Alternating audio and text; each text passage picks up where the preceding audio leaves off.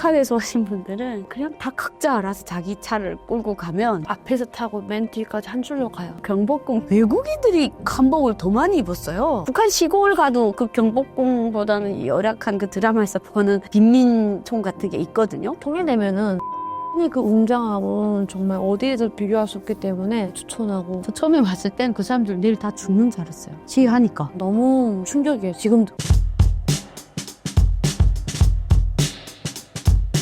한국에서 국내 여행을 얼마나 다녀보셨나요?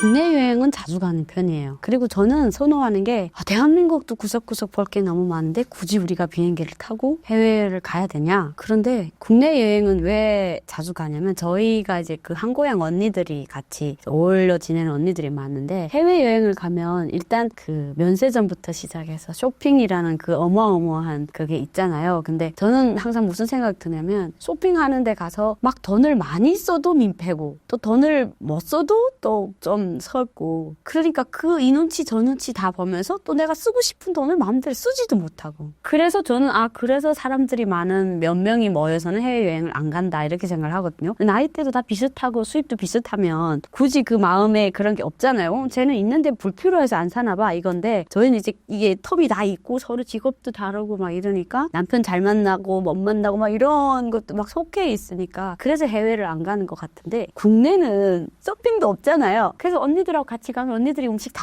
해오고 어마어마하거든요. 그래서 한국 사람들은 여행을 가면 정말 삼겹살만 간단히 구워 먹는데 저희는 거의 잔치상을 차리는 거예요. 그래서 국내 여행은 되게 많이 다니는 축이에요. 운전해가지고 부산도 놀러 가요. 대부분 그렇게 해. 근데 차를 저희 북한에서 오신 분들은 차를 모여서 우리 한 차를 이용하자 이게 아니고 그냥 다 각자 알아서 자기 차를 끌고 가면 펜션을 고를 때 주차장이 넓어야 돼요.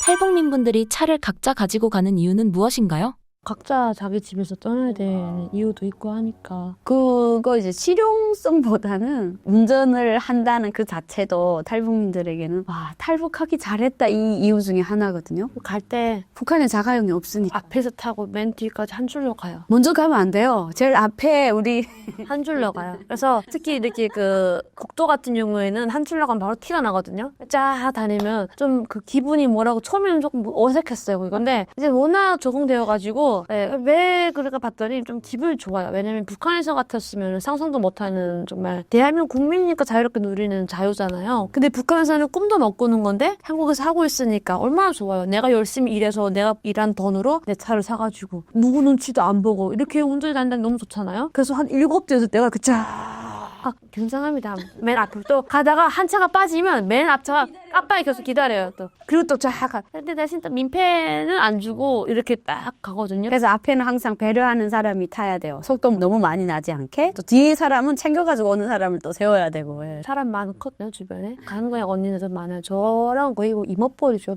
나이들이. 근데 워낙 그 한국의 언니들 같이 이렇게 모여서 이제 꽤 오래됐어요. 그러다 보니까 국내 여행을 또 한국에서는 진짜 자그마한 돈을 모아서 충분히 갈 수가 있잖아요. 얼마나 좋아요. 그렇기 때문에 시간만 있으면 언제든지 가서 놀고 하는 것 같아요. 근데 그래도 저희는 모르는 것이 많아요. 왜냐면 한국에서 태어나지도 않았었고 그렇기 때문에 지금 또 다닌 지 얼마도 안 됐고 우리가 이렇게 막 여유를 찾아가지고 다닌 지 지금 얼마 안 돼서 아마 지금부터 다녀도 다 못 다닐 것 같아요. 북한도 문화재, 궁궐 등이 얼마나 보존되어 있으며 가보신 적이 있나요? 북한에는 조선시대 그런 유적들이 남아있는 거가 그 경복궁처럼 보존되어 있지는 않죠. 왜냐면 북한 내에서 가장 좋고 풍수질이 다 좋은 곳은 김일성이 있는 곳, 김일성이 선물을 감춰둔 곳, 별장 이런 거기 때문에 그리고 굳이 북한에서는 조선시대를 우리가 역사를 가르칠 때 조선시대 그냥 2500년 이렇게 간단히 가르치지 조선시대 역사를 안 배우거든요. 김일성 역사를 배우기 때문에 김일성 역사가 깃들어 있는 것이 여기로 말하면 우리 조선시대 역사를 보듯이 그렇게 돌아다니니까 그런 건 별로 없고 사실 여기서 보면 개인이 투자해서 더 웅장하게 화려하게 만들어 놓지 그냥 국가에서 하는 건 그냥 소박하게 그냥 가성비 좋게 깔끔하잖아요. 북한에는 그냥 국가가 온 나라 2,500만이 달려들어서 그걸 하나 만들기 때문에 여기보다 되게 웅장하죠 건물들이. 근데 그 개성이라든가 막 이렇게 좀 전통이 있는 곳에 가면은 전통적인 역사적인 건물이 있긴 하지만 우리처럼 그 정말 역사의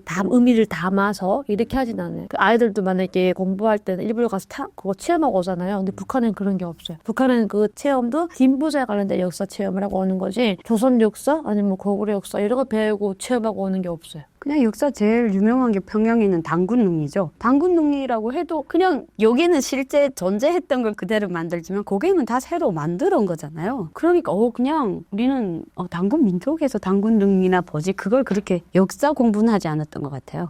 한국에서 경복궁 같은 궁궐이나 박물관 등에 가보신 적이 있나요? 그 옆을 정말 많이 지나갔는데 외국인들이 한복을 더 많이 입었어요. 그래서 저 지금 계획하고 있는 게 있는데 이제 날씨 좀 풀리면 했는데 갑자기 풀려서 완전 여름이 돼가지고 곤란하긴 한데 그건 해보고 싶었어요. 경복궁 가는 거 가서 한복 입고. 저희 못 해봤어요. 한복 입고 막 이렇게 나들이하고 못 해봤어요. 처음에 가영이랑 와서 한국에 와서 그 경복궁 근처에 다니다가 점집 가서 봤어요. 근데 그 경복궁이랑 막 창덕궁이랑 다 같이 막 저기 있잖아요. 특히 밤에 되면 너무 예쁘더라고요. 근데 그때 당시에는 처음 나와서 우리 한 번은 가봤던 것 같아요. 근데 그게 한 번은 가서 그 체험한 게 아니고 관광으로 단체 해석해가지고 가서 한번 보고 와서 개인적으로 가서 이렇게 체험하고 뭐 사진 찍고 이런 적이 없어요. 그리고 개인적인 생각인데 사실 경복궁이라던가 우리가 지금 드라마에서 역사 드라마 나오잖아요. 거기서 뭐 임금님은 빼고 그 백성들의 삶이 막 나오잖아요. 그 백성들의 삶이 여자들이 치마를 입지 않았다. 그 치마를 안 입었다 뿐이지 거의 그 시대적 배경 같은 거 북한이랑 너무 비슷한 데가 많아요. 저는 개인적 입장에서 굳이 북한 시골 가도 그 경복궁보다는 열악한 그 드라마에서 보는 빈민촌 같은 게 있거든요. 그리고 굳이 그걸 와서 볼 생각이 없고 발전된 곳을 더 많이 보고 싶은 그런 마음이 드는데 요즘엔 그래도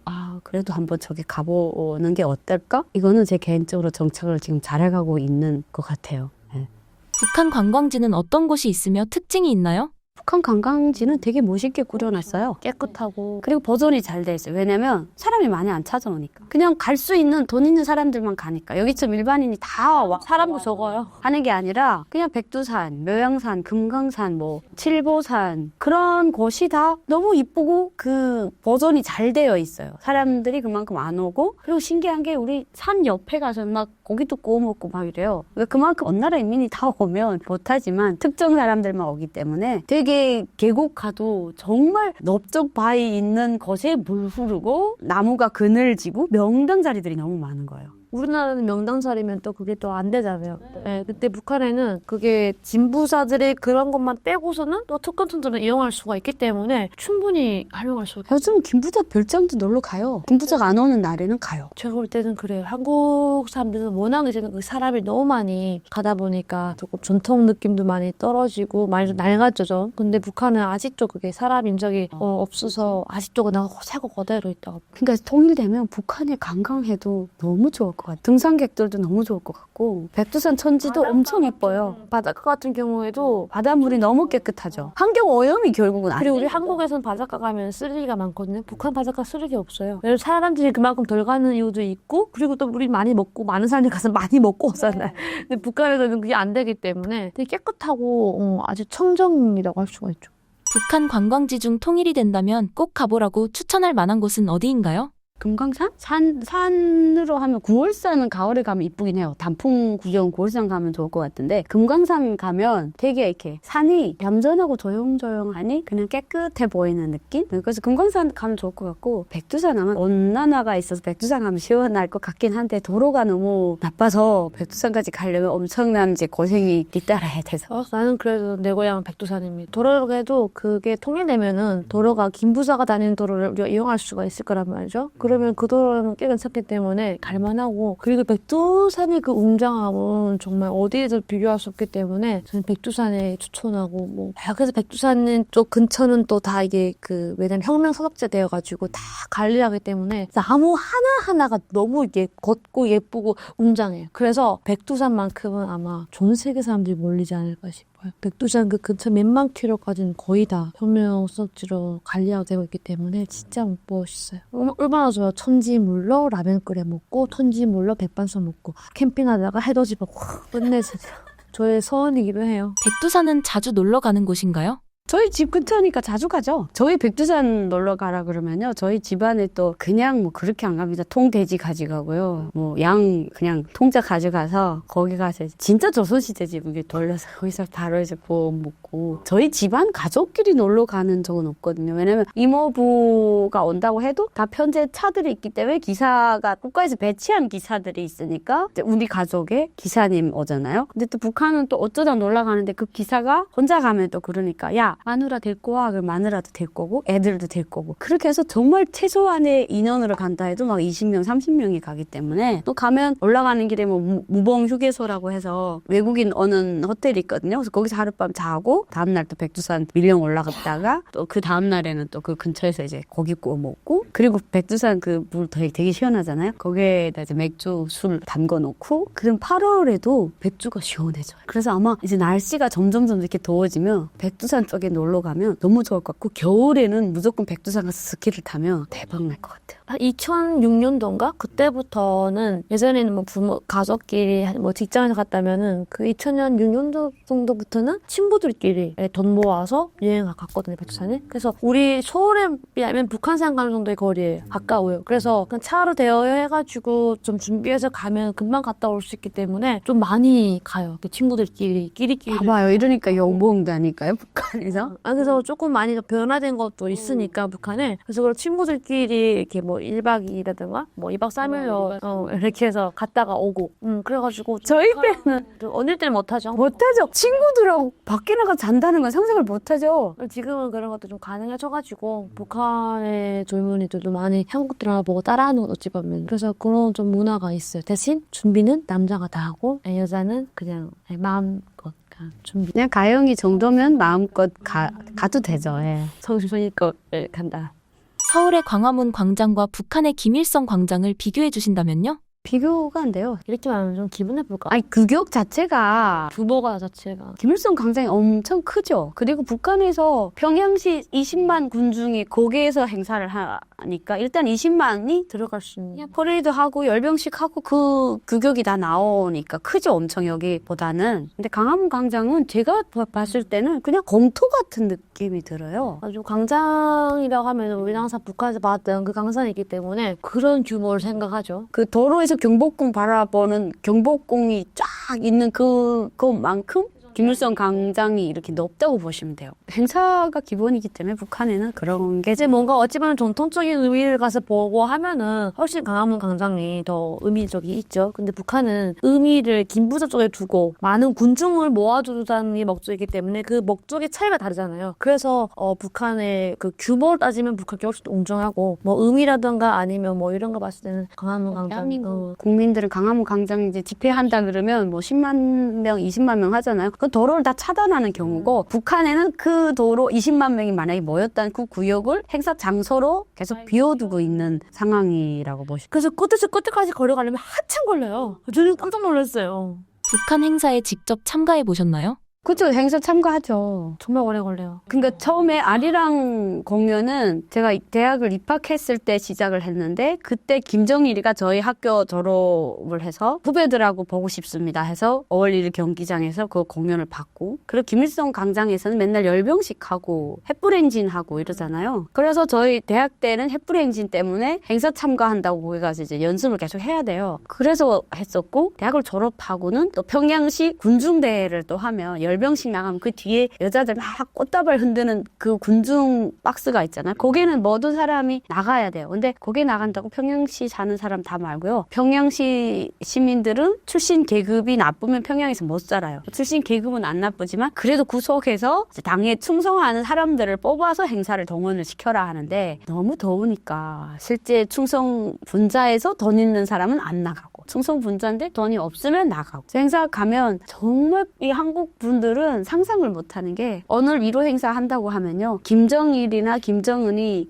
횃불 행진할 때 저녁 8시, 9시 어두워야 햇빛이 보이니까 진짜 불을 들고 나가거든요. 여기처럼 뭐 전기 있는 그런 게 아니고 초가 뚝뚝 떨어지는 횃불을 들고 나가는데 그걸 보기 위해서는 6시 이후에 행사가 시작되는데 새벽 5시부터 저희 모여요. 새벽 5시에 모여서 한 4차례에 걸쳐서 신분증 검사를 해요. 학생증 처음에 보이고 얼굴 확인하고 또 두 번째 또 보이고 시민증 다 검사할 때까지 한 4단계 들어가고 이제 일단 행사 성원을 그 안에 입장을 하면 밖에 못 나와요. 김일성 광장 그 근처에는 경찰 보였는데 다 진을 치고 있고 화장실도 마음대로 못 가요. 근데 화장실이 이것처럼 막 여러 개가 있지 않으니까 그 수많은 사람이 화장실 가려면 20-30분 줄을 서 있는 건 기본이잖아요. 그걸 한번 뭐니까 들어갔다 나오는 시간도 엄청 걸리고. 그래서 행사 시작하면 이제 그 불꽃 축제 하면 막 여기 사람들 불꽃 보고 막 좋아하잖아요. 저는 불꽃 축제 보면 곤욕이었어요. 그 불꽃 축제 한번 보겠다고 새벽 5시부터 그러고 앉아 있는 거잖아요. 그게 힘들었던 것 같아요. 그래서 평양 시민들은 그런 말을 해요. 지방 사람들은 평양 시민은 특혜를 받으면서 살고 있지 않냐. 우리 지방에는 지하철도 없고 뭐 버스도 없고 뭐 그러는데 평양 시민들은 잘 산다 해서 평양 시민들 입장에서는 또 우리는 그래요. 너희들이 새벽 5시부터 나와서 그 행사를 해봤냐. 몇 달 동안 그런 연습을 해봤냐. 그리고 김정일이 온다고 하면 그 도로에 나가서 물컬레로 도로를 다 닦고 그래요. 그래서 그런 거 해봤냐. 이게 바로 평양 시민들이 이렇게 하기 때문에 그거에 맞는 혜택을 받는 거다. 이렇게 말하는 거죠. 한국에서 자유롭게 시위하는 모습을 보면 어떤 생각이 드시나요? 충격. 저 처음에 봤을 땐 그 사람들 내일 다 죽는 줄 알았어요. 시위하니까.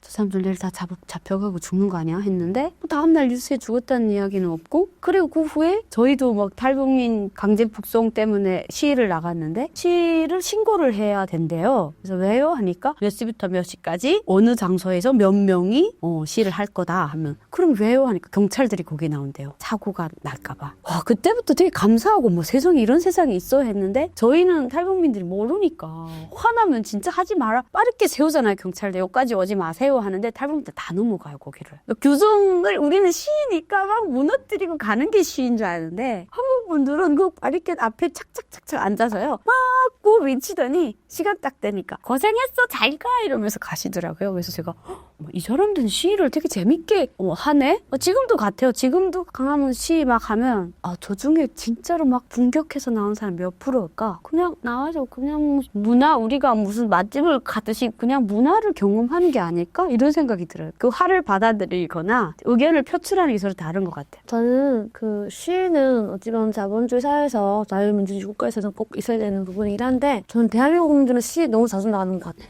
솔직히 저는 그거는 뭐 정치 떠나가지고 빨간색 파색 떠나가지고 너무 자주 나가는 것 같아요. 그래서 저는 그건 조금 너무 충격이에요. 지금도 이해 안 돼요, 솔직히. 그러니까 물론 나라 걱정, 뭐 모종을 하면은 뭐 맞는데 그거 외에도 너무 자주 나가니까 저는 그래서 그건 좀 너무 친하게 지낸다라는 생각이 들어서 제가 뭐 해외에 많이 나가본 건 아니지만 해외에 나가면 시위도 되게 깔끔하게 하더라고요. 아주 그냥. 근데 우리나라에서 너무 막 대규모적으로 막 통제하고 막 이러면 솔직히 국가적 손실도 크거든요. 경제적 손실도 크고. 그래서 저는 그런 게 조금 비합리적이지 않을까 생각을 개인적으로 해요.